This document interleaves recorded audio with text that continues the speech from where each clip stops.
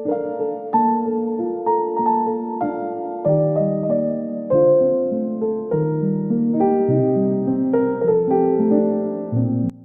saudara yang terkasih di dalam Tuhan Yesus Kristus. Kembali lagi bersama saya di kanal YouTube Raja Wali Kasih.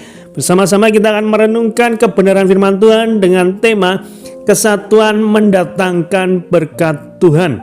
Namun sebelumnya kita akan berdoa terlebih dahulu. Bapa di surga, terima kasih buat anugerah kasih-Mu yang berlimpah atas kami. Kami ada sebagaimana ada semua karena berkat kemurahan-Mu atas kami. Bila sebentar kami tidak membaca, mendengarkan, merenungkan, serta melakukan firman-Mu, Engkau yang mengurapi menyertai setiap kami. Kami percaya firman-Mu ya dan amin. Firman-Mu pelita bagi kaki kami dan terang bagi jalan kami.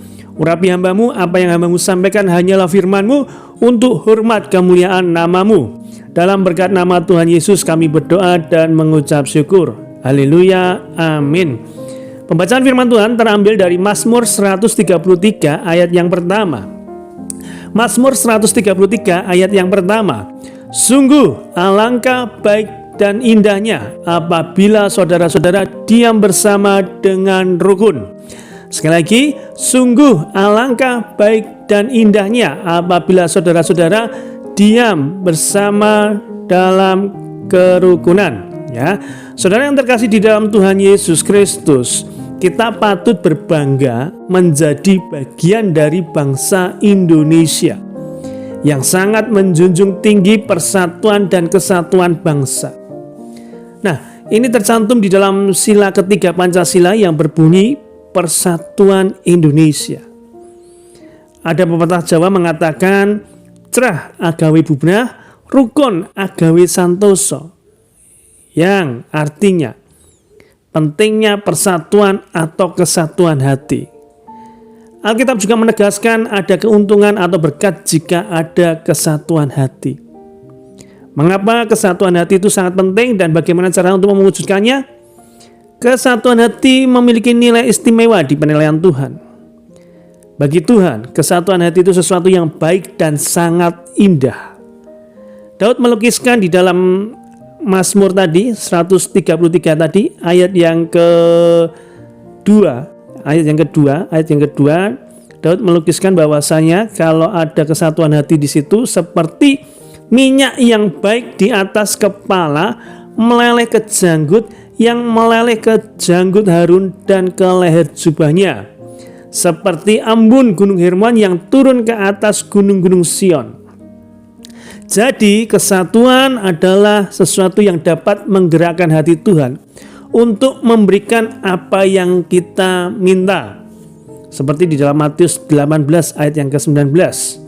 Jika dua orang daripadamu di dunia ini sepakat, artinya ada kesatuan, meminta apapun juga, maka permintaan mereka itu akan dikabulkan oleh Bapakku yang di sorga. Terlebih jika kesatuan hati terjalin di antara anak-anak Tuhan atau sesama anggota tubuh Kristus, pasti akan mendatangkan kuasa yang dahsyat. Nah, pertanyaannya adalah, mengapa orang percaya atau kita anak-anak Tuhan perlu memelihara kesatuan? Yang pertama, karena memelihara kesatuan adalah perintah Tuhan. Efesus 4 ayat yang ketiga. Dan di Yohanes 17 ayat yang ke-21, firman Tuhan mengatakan supaya umatnya menjadi satu. Tuhan memandang kesatuan sebagai sesuatu yang baik dan indah. Di dalam Mazmur 133 tadi ayat yang pertama. Karena itu jika kesatuan adalah perintah Tuhan, maka seluruh orang percaya termasuk saya dan saudara wajib untuk memeliharanya. Ya, sekali lagi, mengapa orang percaya perlu bersatu? Karena ini, yang pertama, ini perintah Tuhan. Kalau kita mengasihi Tuhan, maka kita harus taat akan perintahnya. Maka kita harus menjaga persatuan. Pentingnya di situ. Kemudian yang kedua, mengapa harus memelihara kesatuan? Karena kita adalah anggota keluarga Allah. Efesus 2 ayat yang 19 sampai 20. Alkitab menyatakan bahwa di dalam Kristus kita bukan orang asing dan pendatang, melainkan anggota keluarga Allah. Kita sama-sama orang percaya yang percaya akan Kristus sebagai Tuhan dan Selamat, maka kita satu anggota keluarga Allah. Kita harus menyadari kesatuan itu tercipta karena status kita sebagai anak Allah. Yohanes 1 ayat yang ke-12, yang telah dipanggil dari gelap menuju terang Tuhan yang ajaib. Ini identitas kita. Saudara dan saya anak Allah, berarti kita satu anggota keluarga Allah. Gereja harus melawan budaya individualistis dalam masyarakat modern dengan semangat kasih yang menjadi gaya hidup orang percaya. Jadi, mengapa kita perlu memelihara kesatuan? Yang kedua, karena kita adalah anggota keluarga Allah yang sama-sama percaya kepada Tuhan Yesus Kristus. Dan yang ketiga, mengapa kita perlu memelihara kesatuan? Karena di dalam kesatuan ada berkat Tuhan. Seperti tema yang kita angkat, kesatuan mendatangkan berkat Tuhan. Yang sudah kita baca tadi di dalam Mazmur 133 ayat yang pertama sampai 3. Alkitab menyatakan Tuhan memerintahkan berkat ketika umatnya hidup dalam kesatuan. Doa yang dijawab bukan hanya karena dinaikkan dengan iman, tetapi juga karena kesehatian dalam berdoa. Matius 18 ayat yang ke-19. Gereja atau kita orang percaya yang hidup dalam kesatuan, keluarga yang hidup dalam kesatuan akan senantiasa melihat dan mengalami mujizat Tuhan. Kita harus menyadari bahwa kesatuan itu sudah Tuhan berikan karena kita berada dalam Kristus. Jadi tentang kuasa doa tadi, dua orang sepakat saja Tuhan mengabulkan permintaan. Apalagi ini bersama-sama menaikkan doa di hadapan Tuhan. Jadi pentingnya mengapa kita perlu memelihara kesatuan, yaitu karena dalam kesatuan ada berkat yang luar biasa yang Tuhan sediakan. Nah, pertanyaan selanjutnya adalah bagaimana agar kesatuan itu dapat terpelihara? Di dalam firman Tuhan mengatakan di dalam Efesus 4 ayat yang ketiga, kita sama-sama baca Efesus 4 ayat yang ketiga. Jadi, bagaimana caranya bisa kesatuan itu terjalin atau terpelihara? Yang pertama itu perlu diusahakan. Ya, kesatuan perlu diusahakan. Efesus 4 ayat yang ketiga. Dan berusahalah, ya, dan berusahalah memelihara kesatuan roh oleh ikatan damai sejahtera. Alkitab menyatakan berusahalah memelihara. Kita tidak dapat mengharapkan kesatuan itu terpelihara tanpa berusaha untuk memeliharanya. Ini membutuhkan kerja keras. Bagaimana cara memeliharanya? Ayat yang pertama sampai yang kedua. Ya, di sini dia katakan, sebab itu dari Efesus 4 tadi, aku menasihatkan kamu, aku orang yang dipenjarakan karena Tuhan, supaya hidupmu sebagai orang-orang yang telah dipanggil berpadanan dengan panggilan itu. Ini harus kita lakukan. Hendaklah kamu selalu rendah hati, lemah lembut dan sabar. Tunjukkanlah kasihmu dalam hal saling membantu. Ini caranya untuk mengusahakan atau memelihara kesatuan tersebut. Ayat yang pertama sampai kedua menjelaskan, kita harus hidup berpadanan dengan panggilan kita. Hidup yang rendah hati, hidup yang lemah lembut, hidup yang sabar dan saling menolong.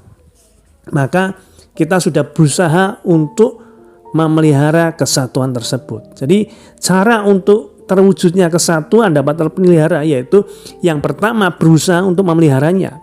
Kemudian yang kedua, ya, lihat persamaan bukan hanya perbedaan. Sekali lagi, lihat persamaan bukan hanya perbedaan. Efesus 4 ayat yang keempat sampai ke-6. Demikian. Satu tubuh dan satu roh, sebagaimana kamu telah dipanggil kepada satu pengharapan yang terkandung dalam panggilanmu. Satu Tuhan, satu iman, satu baptisan, satu Allah dan Bapa dari semua, Allah yang di atas semua dan oleh semua yang di dalam semua. Kesatuan terpecah karena orang sering memandang perbedaan, bukan persamaan. Fokuskan pada persamaan, karena itulah yang akan mempersatukan. Mendorong kita untuk mengejar hal-hal yang mendatangkan damai sejahtera. Jadi bagaimana caranya? Yang kedua yaitu lihatlah persamaan. Persamaan kita sama-sama di dalam tubuh Kristus. Persamaan kita sama-sama mengasihi Tuhan, mengasihi sesama. Itu yang menjadi pengerat kita untuk memelihara kesatuan. Kemudian cara yang ketiga yaitu menghormati kasih karunia Tuhan bagi setiap orang. Efesus 4 ayat yang ke-7. Tetapi kepada kita masing-masing telah dianugerahkan kasih karunia menurut ukuran pemberian Kristus. Alkitab mengatakan kita harus saling menghargai dan menghormati berdasarkan kasih karunia. Orang-orang yang telah bekerja keras juga mendapat penghormatan. Dan yang perlu kita ingat adalah menghormati pemimpin, penatua, gembala, orang-orang tua. Sehingga lewat penghormatan kepada mereka yang layak mendapatkan penghormatan akan mendatangkan kesatuan. Sekali lagi, kesatuan itu ada berkatnya. Di mana Tuhan sudah menyediakan berkatnya bagi kita yang mau bersatu. Bagi kita yang mau saling bergandengan tangan. Baik di dalam keluarga, baik di dalam pekerjaan, di dalam pelayanan maupun di dalam gereja. Ada kesatuan, maka berkat Tuhan dicurahkan. Tuhan Yesus memberkati. Terima kasih Tuhan Yesus, Engkau ingatkan kepada kami bahwasanya kesatuan mendatangkan berkat Tuhan atas kami. Ampuni kalau selama ini kami egois, mementingkan kepentingan diri kami pribadi sendiri Tuhan. Kami lupa bahwa ada berkat yang besar yang Tuhan sediakan ketika kami rukun, hidup damai, hidup dalam kesatuan. Tuhan sudah siapkan berkatnya bagi kami semuanya. Berkati setiap keluarga, setiap tim kerja, setiap tim pelayanan, di tempat kami masing-masing Tuhan. Untuk kami boleh memiliki kesatuan hati Tuhan. Untuk kami boleh sama-sama mengerjakan bagian kami yang terbaik untuk hormat kemuliaan nama-Mu Tuhan. Dan kami percaya kalau kami bersatu, maka bukan sekedar kami kuat, tetapi Tuhan sudah memberkati kesatuan kami Tuhan. Terima kasih Tuhan Yesus, terpujilah nama-Mu. Haleluya, amin.